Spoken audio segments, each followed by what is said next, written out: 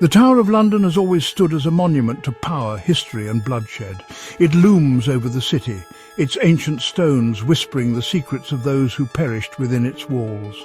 Some say the tower is cursed, that those who step inside are never truly free of its grasp. 4 lives, 4 perspectives, each tied to the tower by fate, each bearing the weight of its dark legacy. A prisoner awaiting execution, counting the seconds before the axe falls. A historian, unearthing secrets that should have remained buried. A guard, tormented by the shadows that move when no one is looking. And a visitor, drawn to the tower by an inexplicable force, discovering that some stories refuse to be forgotten. Blood has been spilled here for centuries. Betrayal, torment and tragedy are woven into the stones themselves. But the tower is not finished collecting its due, and tonight, the past is coming back. My father always told me that duty came before all else, before comfort, before kindness, before my own soul if need be. That was the way of things in England, now more than ever. The Normans had crossed the sea and our world was changing. King Harold was dead. William of Normandy had taken the throne. Rebellions brewed like storm clouds, and the Tower of London, still half-built, its walls rising higher each season, stood as a symbol of the new rule. A rule built on steel, stone and blood. It was here, on my 16th birthday, that I became a man. I had never seen my father look prouder than when he handed me my sword that morning. Today, Thomas, you become a soldier of the Tower. Your duty is to the king. You will do as you're told and ask no questions. I nodded, though my hands were clammy on the hilt of my sword. My brother William clapped me on the shoulder. You'll get used to it, he said. It's always hard at first. He did not say what it was. I soon found out. I had hoped for an easy post, standing guard at the gates, patrolling the walls, watching over the armory. Instead, my father sent me below, to the dungeons. A prisoner arrived last night, he told me, as we descended into the cold stone depths beneath the White Tower. A traitor, a sorcerer, I repeated, trying to mask my unease. My father gave me a hard look. You will not speak to him beyond orders. You will not listen to his words. He is to be broken before he is executed. Do not let your heart soften, Thomas. That is a weakness we cannot afford. I swallowed and nodded. The dungeon was a small, damp chamber with thick iron bars and a single torch burning low in the sconce, and in the cell sat the prisoner. I had never seen a man like him before. His skin was dark as the night sea, his beard thick, his eyes sharp and knowing. Though his wrists and ankles were bound, he held himself with a quiet dignity, as if he were the one who belonged here and we were the intruders. You are new. His voice was deep and smooth. I froze, unsure whether to answer. You are young, you still have a choice. Be silent.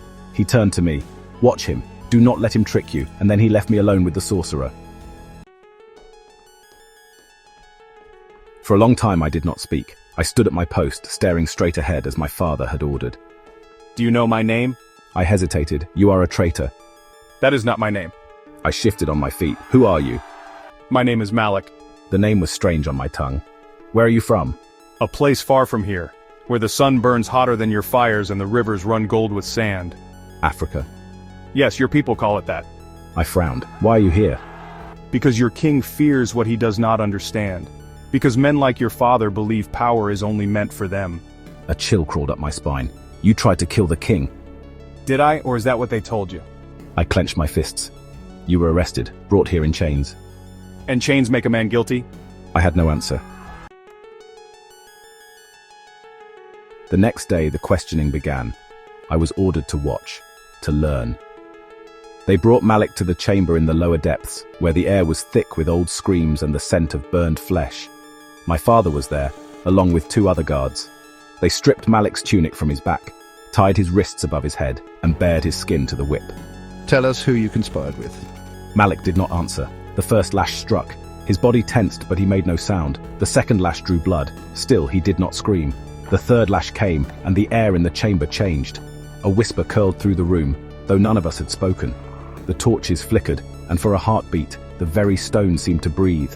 Then Malik opened his eyes, and they glowed. My father staggered back, cursing. The other guards shouted, crossing themselves. I felt something in my chest tighten, something deep, something primal. The air around Malik hummed, the chains around his wrists trembled, and then, as suddenly as it came, the power was gone. Malik sagged against his bindings, breathing heavily. Devil's work, we end this tomorrow. I looked at Malik, and for the first time I felt something I should not have. Doubt. That night, I could not sleep. Malik's words echoed in my head. Chains make a man guilty? I knew what I had been taught. I knew my duty. But I also knew what I had seen. When I took my post outside Malik's cell, he watched me with calm, knowing eyes. You are afraid. You used magic. Magic is only a word for what men do not understand. Are you a demon? No, just a man who knows more than he should. Then why do they fear you? Because knowledge is power, and power in the wrong hands is dangerous. I swallowed, forcing my voice to stay steady. They're going to kill you tomorrow. I know. Something inside me cracked. I could help you. The words left my lips before I could stop them. No, you cannot. Why? Because your heart is good, and men with good hearts do not survive in places like this. I did not understand then, but I would. The next morning, the tower courtyard was filled with people. Malik was brought forth in chains. His back was raw with wounds, his body weak from the torment. But still, he stood tall. Still, he met the world with steady eyes. A priest muttered prayers. My father read the sentence. And then the axe was raised. Malik turned his gaze to me one last time, and then he was gone. The crowd cheered. My father looked satisfied. William clapped me on the back, but I felt nothing, only the weight of my own soul. Malik haunted me, not as a ghost, though I sometimes dreamed of glowing eyes in the dark, but as a question. Had we killed a traitor, or had we killed a man we did not understand? I stood in the dungeons again, months later, staring at the empty cell. The chains still hung there, the torches still burned. And yet, the tower felt different now. The air was heavier, the stone colder. Malik was gone. His body lay buried in an unmarked grave outside the city, his name forgotten by all but me. But his words would not leave me. Chains make a man guilty. I had done my duty, I had followed orders. And yet, deep in my chest, something twisted and writhed, a sickness that no priest could cure. Because I knew the truth now. Had we really killed a traitor, or had we murdered an innocent man? Does it matter? The tower doesn't care if you're guilty or innocent. It only cares that your head rolled, that your name is only a whisper lost in the stone. But before the sentence, before the change, you were more than a man waiting to die. You wake in darkness. The stone beneath you is damp and cold, seeping through your torn clothes. Your wrists ache where the iron bites into them, the rusted metal rough against your skin. When you try to move, the shackles rattle, a sharp sound in the silence. The air is thick, damp with age, heavy with something worse. Blood, maybe, fear. You don't remember how you got here.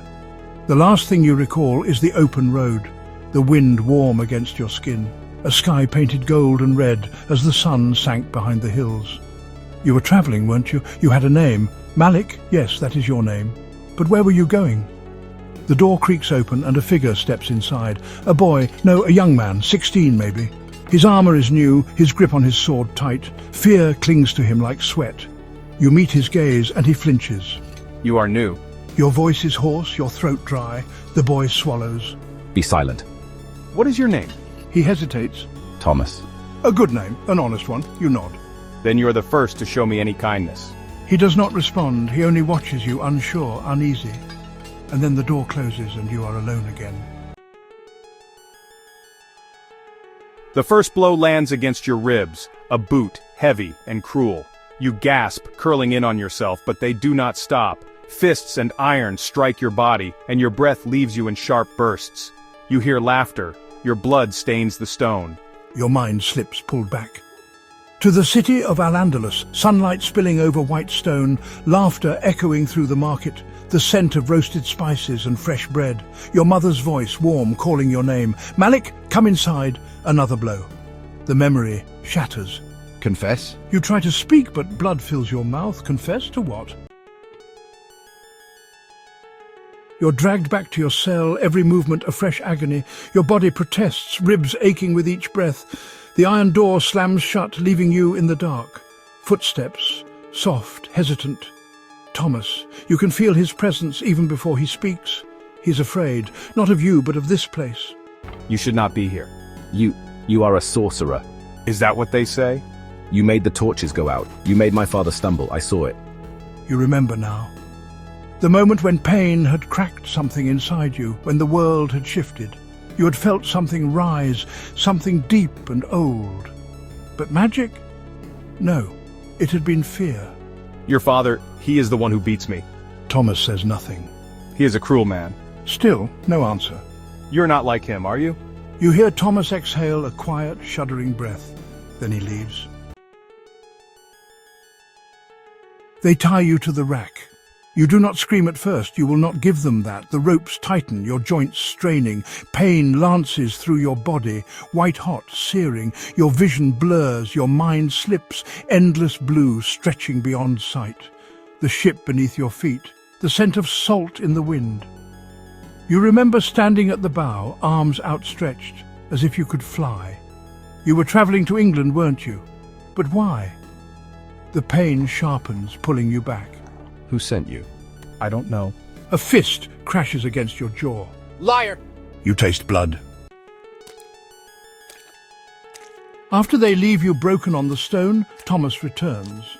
He does not speak at first. He only stands outside your cell, watching. You don't believe them, do you? I don't know what to believe. Then you still have a choice.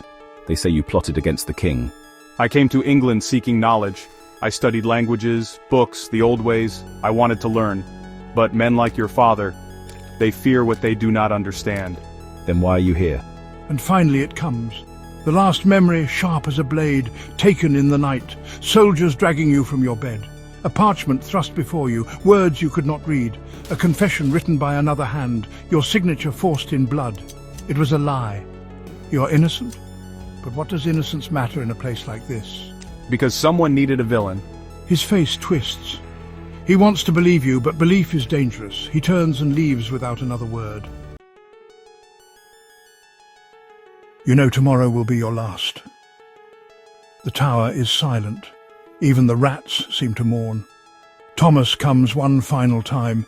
His hands grip the bars so tightly his knuckles turn white. I could help you. Why S2? No, Thomas, you cannot. Because men like me are meant to die in places like this, and men like you are meant to carry the weight of it. Tears well in his eyes, but he blinks them away. He is 16, too young for this, too young to have blood on his hands. But he will. The tower will make sure of that. Forgive me. You nod, and then he is gone. They take you to the courtyard at dawn. The sky is grey, the air thick with mist. The crowd watches, some jeering, others silent. Your legs are weak, but you stand tall. You will not kneel, you will not beg. Thomas is there, his face is pale, his hands tremble. The executioner raises his axe, the priest mutters his final blessing. You close your eyes, there is no pain, only a sharp, cold moment. And then nothing. The tower stands silent, but silence is not absence. It's not forgetting, something lingers. Not in the body, not in the blood that seeps between the stone, but in the space left behind. An unseen breath, a whisper without sound. 1,000 years pass, walls crumble, names are lost, time wears away the memory of men. But not everything fades. Not here. The sky over London was grey, heavy with rain that never quite fell. Eleanor pulled her coat tighter around herself as she stepped through the gates of the Tower of London. The air smelled of old stone and damp earth, the weight of history pressing down on her with every step. She had always been fascinated by history, drawn to places where the past still whispered through the walls. But the tower was different. It felt alive. She joined the tour, listening as the guide spoke of kings and traitors, of blood spilled on the cobblestones, of ghosts that still walked the halls, and then he mentioned him. Tour guide. A prisoner held here in 1066, a foreigner accused of treason. His name was Malik. But many believe he was innocent. Eleanor felt a jolt deep in her chest. Tour guide. The records are unclear, but the legend says he was a scholar, a traveller. He was arrested, tortured and executed, some say to cover up another man's crime. His ghost is said to haunt the tower, appearing every 100 years to remind the living of his fate. A shiver ran down Eleanor's spine. She didn't know why, but she could almost hear his voice. "Malik, do you know my name?" She shook her head, trying to clear the sudden dizziness that had overtaken her, and then the visions began. The world tilted. One moment Eleanor was in the tower courtyard, the next she was somewhere else entirely. The scent of spices and warm bread filled the air. The sun was blinding, reflecting off white stone walls. Children ran through the streets, laughing. And then she felt it, the weight of a different body, the movement of muscles that weren't her own. She was him, Malik, Malik's mother. "Malik, come inside," Eleanor gasped, stumbling backward. The vision shattered, and she was back in the tower. "Tour guide, miss, are you all right?" The tour guide's voice was distant, muffled. Eleanor blinked at him, breathless. Her breath hitched, her pulse hammering against her ribs. Something was wrong, off in a way she couldn't explain, couldn't even name. The walls felt too close, the air too thick, as if the tower itself was watching. "Eleanor, I need to go," she whispered to the guide, her voice thin and unsteady. She turned, bolted. Her footsteps echoed loudly against the ancient stone, her heartbeat drowning out everything else. She didn't look back. She couldn't. Whatever was behind her, if anything at all, was better left unseen. The visions did not stop. That night, Eleanor barely slept. Every time she closed her eyes, she lived his life. She saw his journey across the sea, the excitement in his chest as he arrived in England, eager to learn. She felt his confusion as soldiers dragged him from his room, accusing him of a crime he did not commit. She screamed as the whip tore across his back, as the cold stone of the tower prison pressed against his skin. She woke gasping for air, drenched in sweat, and then she saw him. Malik stood at the foot of her bed. His eyes were dark, endless, filled with something ancient. You know the truth. His voice was not angry, it was sorrowful. Eleanor pressed a shaking hand to her mouth. Why me? Because it is your truth too. The room spun. She was no longer Eleanor. She was a 16-year-old boy standing outside a prison cell. She felt the weight of the armor, the hilt of the sword heavy in her grip. Thomas. She was Thomas. She watched Malik in his cell. The way he sat with quiet dignity, the bruises blooming across his skin. She felt the unease in her chest, the doubt creeping into her mind. Had we really killed a traitor? Or had we murdered an innocent man? The horror of the realization struck her all over again, and then she was herself once more, back in her bed, sobbing. Eleanor searched for answers. She combed through records, reading every account of Malik's life, of his death. She traced her own lineage, and what she found made her blood run cold. Thomas. She was his descendant. Every 100 years, the curse returned. A new life haunted by Malik's memories, a new soul forced to feel what he had felt, to suffer as he had suffered. It had happened before. It would happen again, unless she ended it. The final vision came on the 1000th anniversary of Malik's death. Eleanor could no longer fight it. She was there, in the courtyard. The crowd gathered. The executioner raised his axe. She felt everything. The fear, the betrayal, the resignation. And then the blade fell. Malik died. And Eleanor screamed. She was back in her own body, but the pain remained. It burned, seeping into her bones. She couldn't live with it. She wouldn't. They found her body the next morning. She had been alone when it happened. The door locked from the inside. The candle burned to the base, its wax pooling like spilled tears. The window stood open, the night creeping in. There was blood, a slow, deliberate pool of it, dark against the cold floor. No sign of a struggle, no forced hand. Just the quiet, just the stillness. The curse had claimed another. As the blood dried on the floor, Malik's voice whispered through the air. If only they had not arrested the wrong man, then this would not happen every 100 years. There is a story buried in the stones of the Tower of London. A story that has been told in whispers, passed from generation to generation, often dismissed as myth. But those who have studied the records, those who have seen the pattern, know the truth. In 1066, a man named Malik was arrested, tortured, and executed for treason.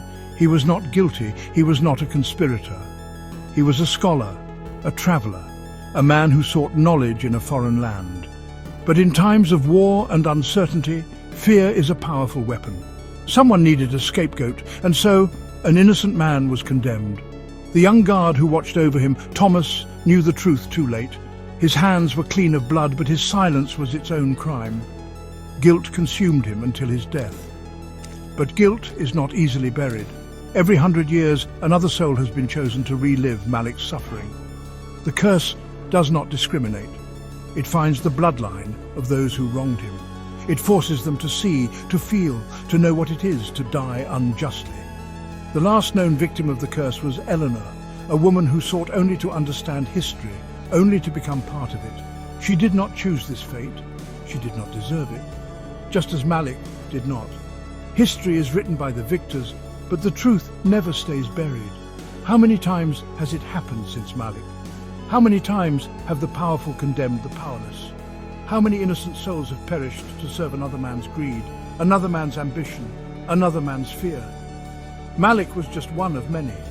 And if we do not remember him, if we do not remember all of them, then the curse will never end, not just his curse, ours, because history does not repeat itself. We repeat history, and if we refuse to learn, refuse to acknowledge the sins of the past, then we are doomed to relive them, again and again, until we too become nothing more than whispers in the stone.